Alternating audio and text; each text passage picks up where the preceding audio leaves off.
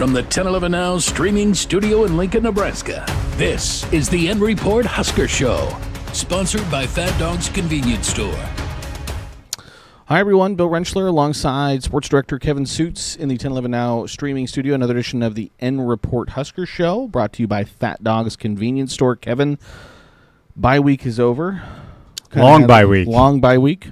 And we're about to kind of hit the ground running, not only football, but volleyball. Penn State tonight for the volleyball team in Pennsylvania, and then Huskers hosting Michigan State tomorrow. Homecoming for the football team. City seems like it's got a little bit of energy right now on a Friday afternoon. It's going to be fun across the capital city tonight, I would believe, and then transitioning into tomorrow's game. And, of course, everybody tonight, whether you're out around the town or at home, you likely have the television on to watch that volleyball match. It's Penn State, the team that ripped Nebraska's national championship dreams right out of the Huskers' hearts there in the Final Four last year in the national semifinals. Remember, Nebraska had a chance to put that match away in set number 3. It went to 5, and the Huskers lost the deuce game 15-13. Rebecca Alex said this week she's not going to lie. She holds a grudge against the Nittany Lions. Well, Penn State has 2 in a row on Nebraska because they beat them towards the end of the regular season last year and in that national semifinal. So, again, that match tonight in University Park, scheduled for a 7 p.m. Start. You can watch it on Fox. Yeah, like network television for Nebraska. Second time this season that they are on network TV. Friday night, getting a big stage. And if you look at the schedule when it came out in the offseason, you circled this one. That's one of the matches, not just for Nebraska, not just for Penn State, across college volleyball, because you know that the Nittany Lions are the defending champions, and Nebraska is loaded. They're currently ranked number 1. So this is a very appealing match, and it's a big one, partly because it's personal. Mm-hmm. There are some ties to Nebraska with Penn State, of course, with Caroline Juravicius on the team. Maggie Mendelson is on the team. Now Ava Juravicius, who played high school volleyball in Lincoln, she's on that squad as well. So there's some crossover there. And what happened last year. Not to mention, Danny Busboom Kelly coached in the national championship match and was denied a title while she was the head coach at Louisville by Penn State. So this means a little something extra for DBK as well. Yeah, there's a lot going on with this one. Couple other quick volleyball notes. Rebecca Alec added to the National Player of the Year watch list. I think that makes 4 Huskers now that are on that list. Yeah, there's like 3 dozen players on the list in total. Yeah. 4 of the 3 dozen are from Nebraska. Alec joins Andy Jackson, Harper Murray, and Bergen Riley on the list. This is all just to be in contention for National Player of the Year. They look at it mid-season to see if there's anybody who's really emerged. Mm-hmm. And Rebecca, without question, qualifies. Oh, yeah. She has been such a force offensively and defensively for the Huskers. She's moved up into the top 5 in career blocks at the University of Nebraska. And on the season, Bill, she is hitting .463, which is incredible. That's pretty good. I mean, just imagine, whoever you want to say in baseball, like hitting .463. That's pretty good. For an outside hitter, John Cook always said, if you want to evaluate that number in simple terms for the common sports fan, if you hit better than 300 as an outside hitter, you're doing pretty well. Mm-hmm. That's for an outside. Middle blockers tend to hit higher because they go at a quicker tempo. Sometimes you're one-on-one with a block, and you can work around that. But .406, that would be a school record at Nebraska for a single season. And I'm pretty sure it would smash the record, too. Yeah, by a pretty wide margin.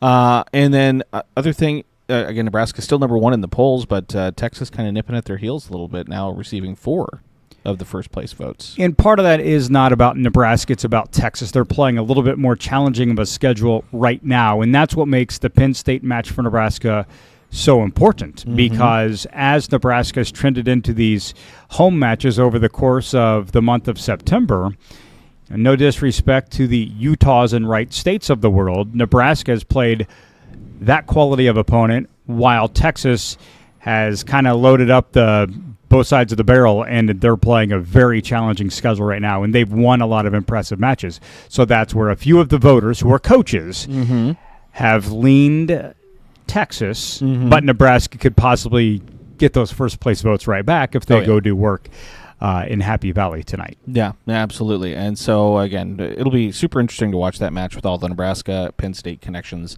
that are happening. And we can't close that conversation right now without mentioning that Penn State, they're 7-5 on the season. Mm-hmm. They're still a good team, but they're not the team they were last year, and they're not the team they were at the start of this season.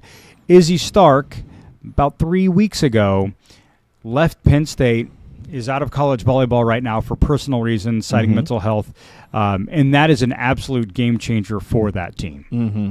And Ava Martin, who is the transfer from Florida, transferring to Penn State, I think leads the country. I think she's averaging like 5 kills per set. It doesn't matter who's throwing her the ball; she's still got to find a way to terminate. Yeah. All to say that if you're wondering, is Nebraska going to win? What's the match going to look like? I would say if there's a betting line on college volleyball, which I'm not aware of, I would think it would favor Nebraska. Yes. But I would be shocked if this match is a sweep on either way because of Ava Martin and because Penn State is at home. They're the defending champs. But I would still give the edge to Nebraska just solely based on overall firepower, the fact that Nebraska has so many options offensively and they could be relentless, not just to Penn State, but to any team across the net. Yeah, absolutely. And so then we'll turn off our TVs after that match is done. We'll flip them back on tomorrow afternoon, 3 o'clock, Nebraska hosting Michigan State. I was surprised when I looked at it this Monday. The line on that game had Nebraska at 10.5. Would you be surprised if I told you it's grown to 12.5? I thought it had grown to 11.5. It seemed a little high. I thought maybe like a touchdown. I know you get 3 points for kind of home field. It seemed a little high. If you really roll up your sleeves and you look at the matchup, and I don't think you're alone, Bill, in thinking that Nebraska being a double-digit favorite against Michigan State, both teams 3-1, both coming off a bye, wow, that's shocking, right? I don't think you're by yourself in that line of thinking. If you look at it from a number standpoint, what does Nebraska do well right now? Throw the ball. They throw the ball really well, yeah. And they have a number of options on the receiving end. Dylan Raiola is playing at a very high level and is taking care of the football. What does Michigan State not do well? Defend the pass. I think that is a major factor. However, the wind could maybe affect that if we're looking at 20 to 25 mile-per-hour winds inside Memorial Stadium on Saturday. Other than that, Michigan State, when they have the football, Aiden Childs is a nice quarterback. He's not an elite quarterback, I don't believe. Mm-hmm. And so it's a chance for Nebraska to really affect Childs because the Huskers are strong in the secondary. That could be very frustrating for a guy like Aiden Childs if he's trying to throw the football. So I think on paper, the record is similar. The resume is similar. However, the intricacies lean in Nebraska's favor. Yeah, Nebraska secondary, I still believe, leading the country in pass defense. And you had kind of wondered, had they really played a team? You go look at that Cincinnati quarterback, Brendan Sorsby. He's really slung it around since Nebraska and Cincinnati played. Yeah, they've got a huge game this week, though. Cincinnati is playing Iowa State at home. Iowa State's undefeated. Yeah. They're going to be without their 2 starting cornerbacks, both out for the rest of the season with injuries. Ooh. So if you're looking for a game beyond Nebraska to keep an eye on, very fascinated to see what happens when undefeated Iowa State goes to Cincinnati and plays this Bearcats team that Nebraska beat in the season opener. Yeah, that could make Nebraska's win look a lot better if Cincinnati can beat Iowa State there. But Nebraska needs they need. I'm curious to see how the team looks from a focus standpoint, because there has been a little bit of a hangover from the fans' perspective. I mean, they've had to sit on this loss for 2 weeks now. Mm-hmm. Need a palate and I think cleanser. people are tired of the discussion. Yeah.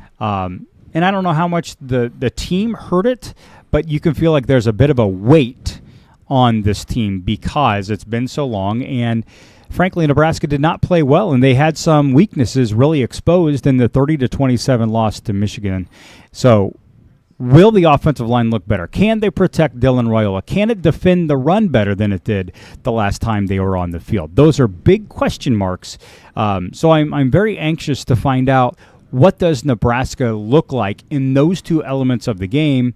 And then also, Bill, just looking at this team coming off a bye, does it look different? Mm-hmm. Is there different personnel on the field? Does the coaching staff say, listen, we don't believe we can run the ball as well as we would hope to, so forget it. We're just going to start throwing the ball a little bit more. Yeah, Dana what Holgorsen, adjustments have taken place over the bye week? Yeah, Dana Holgorsen saying, I'm going to call what's working, and maybe that's why we haven't seen as much of the run, because the run hasn't been working in the past has.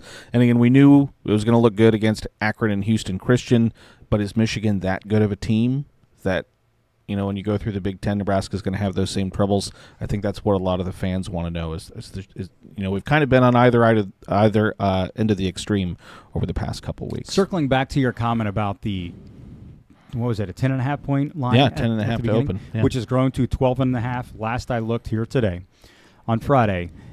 Nebraska and Michigan State, each of the past 5 meetings between these schools has been decided by 3 points or less. Or 5 points or less, excuse me. And Michigan State, I believe, has won the last 2. I think it's been since 2018. I believe so, yeah. And that was the freezing 9-6 cold game, yeah.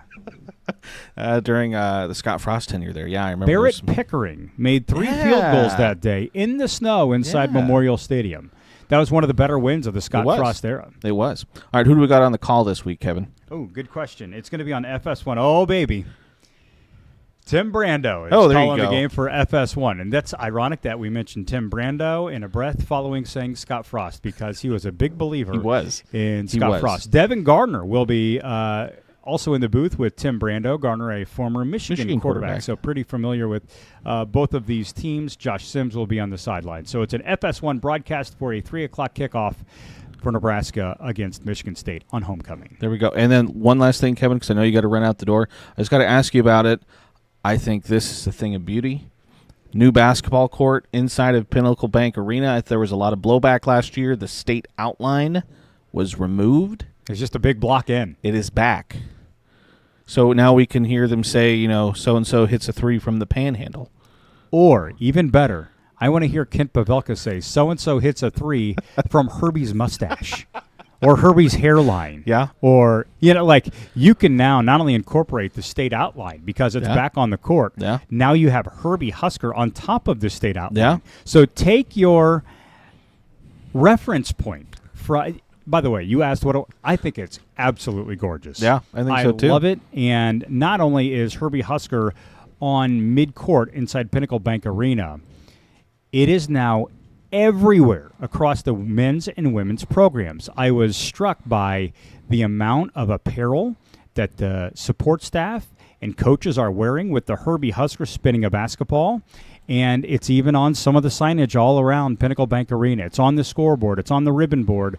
So the Huskers are really leaning into Hooper Herbie. There you go. All right. I'd love to see it. Basketball, that's right around the corner. When's that official start? Do you know off the top of your head? The official start is the first week of November. The women's basketball team's first official game, I don't know the exact date. It's the first Monday in the month of November. Both teams will play an exhibition in October. And it's funny we're talking about basketball. My AP preseason ballot for the men's basketball season was due here this morning. I got it submitted, and I lost a little sleep on it. Because when it's preseason, especially in the transfer portal era, it is insanely difficult to identify which teams are going to be good and which teams maybe don't have the right pieces to compete. I mean, basketball, you could flip literally the entire roster with the transfer portal. But I will say there are a few teams at the top of the poll that I'm not going to be surprised in the top 5 that return key pieces and were good teams last year. So identifying, let's say the top 5 to 7 wasn't difficult. You just got to kind of place them in an order that you think best. Comfortable with. But then after 7, whew, now you're finding out that this guy transferred in from Texas Tech and the Florida guy went to it's hard. It's tough. Laborious. Yeah. Is that arduous? Yeah. Take your adjective. Yeah. Required a lot of work. All right. To try to figure out. It's almost that time of year. And there are a few teams that bring in some international players that haven't played college basketball and you think they might be good, but you don't know if their style will translate into college basketball. So a challenge there, but hey, let's talk. We spent a few minutes talking about college basketball on October 3rd. We got to hang out with Amy Williams and that team just yesterday. They had an open practice inside Pinnacle Bank Arena. Alexis Markowski's not there. It's crazy to see a Nebraska women's basketball team without Alexis, but there are so many familiar faces, and I'm very excited to watch the women play this upcoming campaign because Callan Hake is back. Britt Prince is a year older, and she's been through a season of college women's basketball. And Amaya Hargrove really came on late in the season for the Huskers. Natalie Potts is supposed to return from injury at some point. It has the makings of being a pretty fun season for the women. Yeah, absolutely. We'll be excited to see Amy Williams and Fred Hoiberg back on the sideline here in just a couple of weeks. All right, Kevin, you got to run. You have a busy Friday evening of high school football to head out to, so we won't keep you any longer. Appreciate everyone for tuning in and watching. As always, keep it tuned to 1011 for the latest news, weather, and sports. Hope everyone has a nice evening.